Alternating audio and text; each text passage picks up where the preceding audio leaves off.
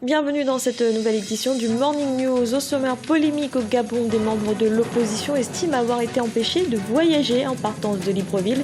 Les autorités ont démenti.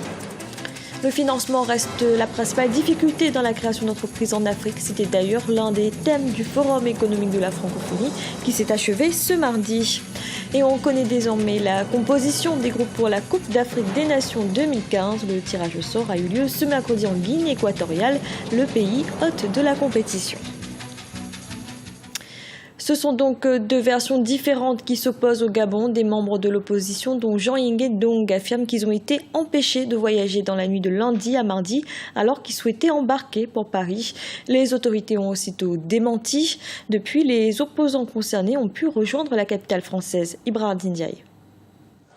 Des membres de l'opposition gabonaise ont-ils été empêchés de voyager depuis Libreville en direction de Paris? Certains leaders politiques de l'opposition affirment avoir été bloqués à l'aéroport. Ils devraient assister à une réunion politique qu'organise la diaspora ce vendredi à Paris. Je n'ai pas été interpellé, j'ai tout simplement été interdit de voyager. Mais rien ne s'est passé. Je suis arrivé à l'aéroport et j'ai enregistré comme tout le monde. Et la police, sans rien me dire, et à la fin, il me notifie que je ne voyage pas. L'avion venait juste de partir. Et j'ai demandé, je ne pouvais pas voyager. L'officier de police m'a dit qu'il a reçu les instructions du procureur. Mais vérification faite, il n'y avait pas d'instructions données par le procureur. Et il m'a remis le passeport et puis mon bagage qui est quelques minutes déjà. Et je suis rentré chez moi.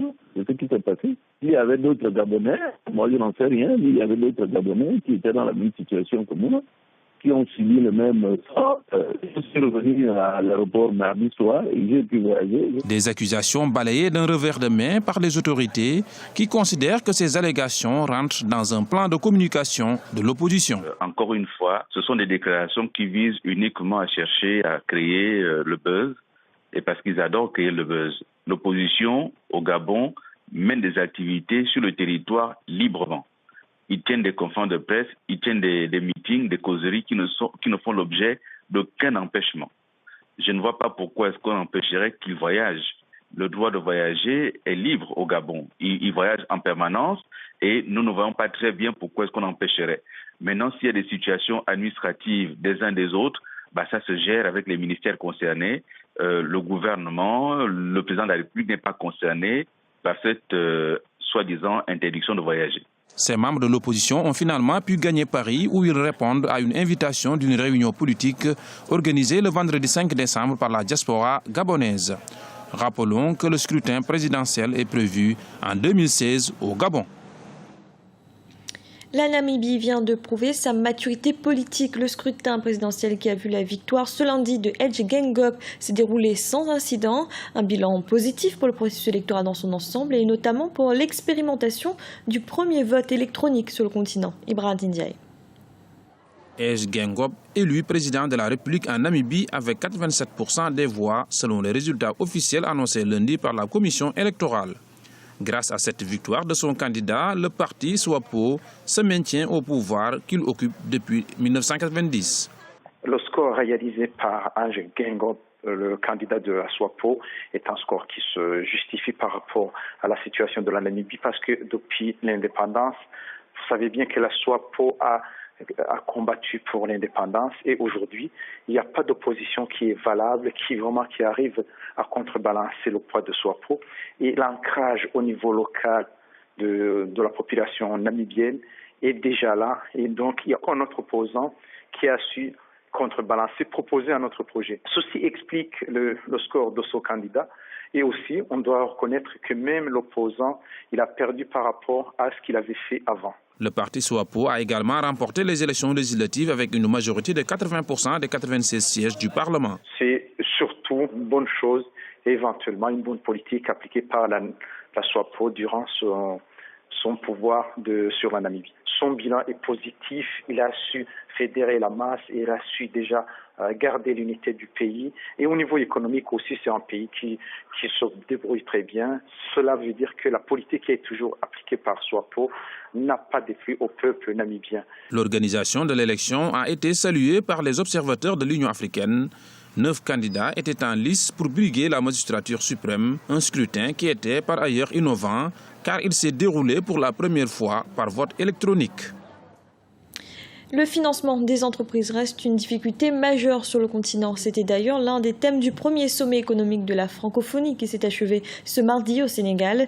Les participants se sont penchés sur les faiblesses des dispositifs dans l'espace francophone. Un reportage de notre correspondant El Hadjaï.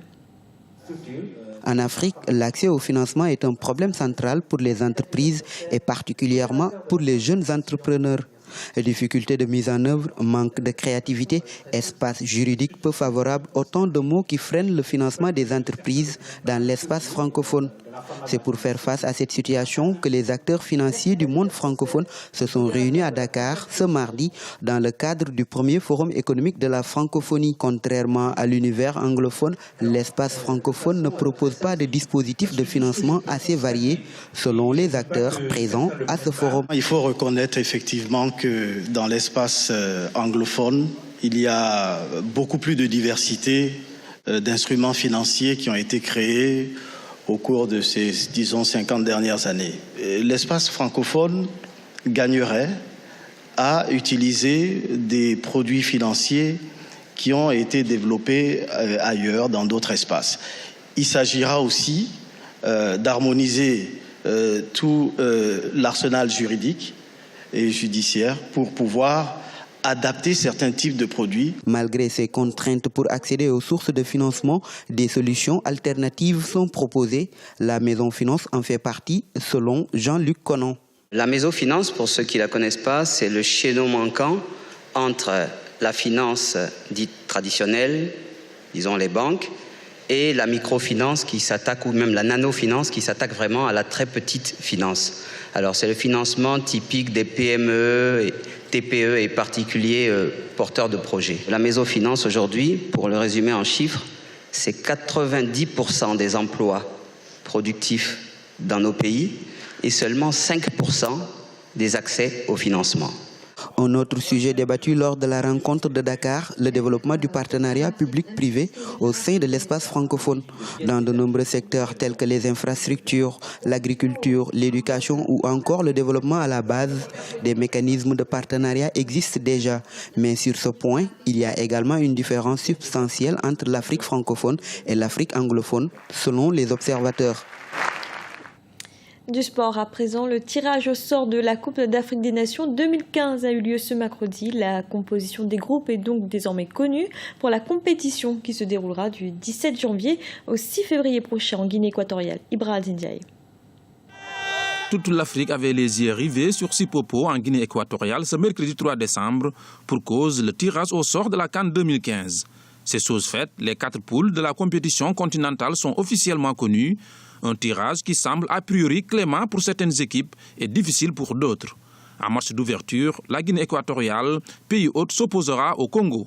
Le groupe D est composé de la Côte d'Ivoire, du Cameroun et déjà vu comme le groupe de la mort. Je pense que ce tirage au sort a été très bien. Je dirais que le groupe D, donc le groupe de la Côte d'Ivoire, la Guinée, le Mali et le Cameroun me semble vraiment un peu costaud.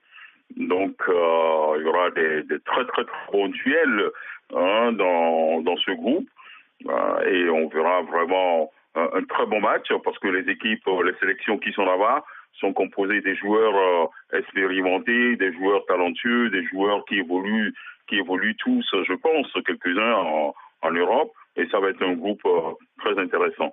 Ensuite, je dirais le match d'ouverture, la Guinée équatoriale et le Congo. Bon, la Guinée va faire de son mieux parce que elle ne s'est pas préparée. Dans le groupe C, les Lions de la Teranga du Sénégal seront confrontés au Ghana, à l'Afrique du Sud et à l'Algérie. C'est un groupe équilibré.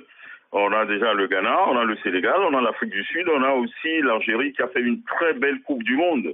Et donc, dans ce groupe-là, on a vraiment des sélections qui sont très, très, très équilibrées, des équipes très performantes. Ce groupe-là aussi est très, très, très solide. Et je pense qu'on verra aussi des très bons matchs. dans ce groupe-là, surtout le Ghana. Le Sénégal aussi, donc, qui a une très belle équipe, a des très bons joueurs qui évoluent aussi en Europe. Je crois sincèrement que ce serait vraiment des beaux matchs dans ce groupe-là. Désormais, c'est tout un continent qui attend le coup d'envoi de la phase finale de cette CAN 2015 qui se déroulera du 17 janvier au 8 février. 4 villes de la Guinée équatoriale devraient accueillir les rencontres de la plus prestigieuse compétition africaine, à savoir Malabo, Bata, Ebibéyin et Mongomo. C'était le journal de la rédaction. Merci de l'avoir suivi. Retrouvez dans une nouvelle édition de l'information.